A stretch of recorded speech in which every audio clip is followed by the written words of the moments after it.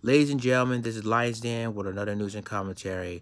I'm doing an update on the Michael Dean case. Now, remember, Michael Dean was shot and killed in Temple, Texas on December of 2019. So, I'm doing this article. This article comes from the New York Times. Now, and remember, ladies and gentlemen, that Michael Dean's family had been waiting for 2 months to find out what really happened to their son. So I'm going to go ahead and read this article. It says a Texas police officer who fatally shot an unarmed man in the head in December opened fire while the pair had an altercation of some sort, according to a report filed in compliance with a law meant to provide more transparency in police shootings. Temple police officer Carmen DeCruz tried to pull Michael Dean over for speeding on the night of December 2nd, but the 28-year-old did not stop and a short pursuit ensued, states a report city police sent to a Texas Attorney General's office.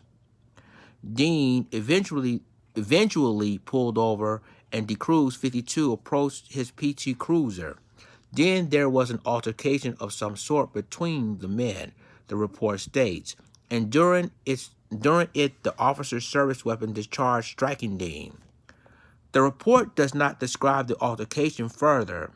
It's unknown whether Dean attempted to injure the officer or others, according to the report. But the most serious offense he would have been charged with is evading a vehicle.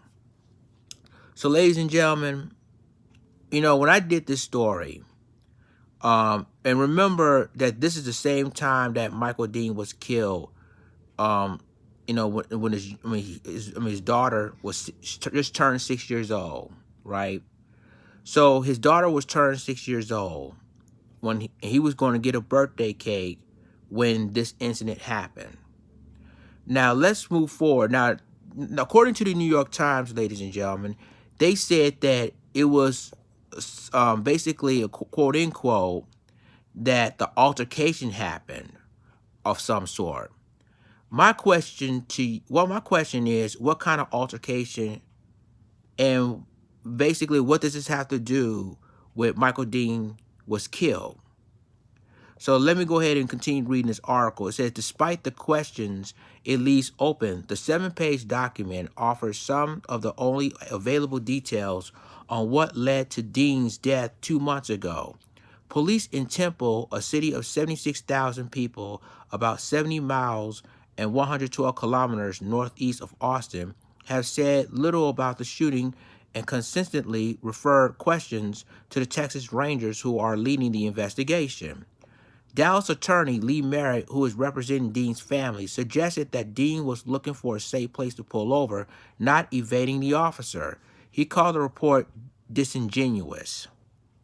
When it gets down to the critical juncture, they leave out all the important detail, which leaves Mr. DeCruz a great deal of latitude to change his story at some later date, said Merritt. This seems to be an attempt to try to justify what is clearly unjustifiable. A spokesman for the Rangers said their investigation is nearly completion, but that he could not elaborate on the altercation. I have not read that part of the investigation, nor do I intend to, Sergeant Brian Washko said in an email. I am not part of the investigation. Dean was killed by a gunshot wound to the head, and his death was a homicide, according to the report. It states that after the shooting, DeCruz initiated life-saving measures to no available, and Dean died at the scene. DeCruz was placed on paid administrative leave after the shooting.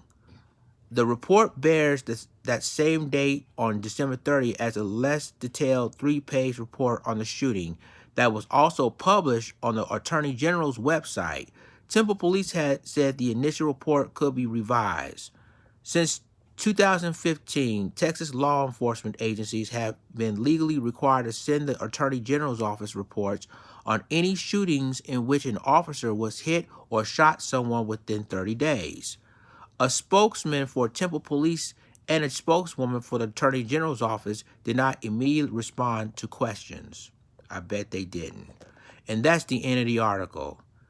So what they're saying, according to the New York Times, ladies and gentlemen, that there's been an altercation in some sort between Michael Dean and Carmen DeCruz, the police officer. Now, they didn't really explain to you what kind of altercation it was, right? But then, and then my previous report, when I first did this article, they claiming that Michael Dean came out of this driver's side of his car and charged the officer, and that's when the officer shot and killed him. And then what turns out that there was no evidence proved that he would even getting out of his car. Even his mother said in an interview that he would never get out of his car for anything. So again, this is just another attempt by the Texas police to protect Carmen DeCruz and justify what he did to Michael Dean.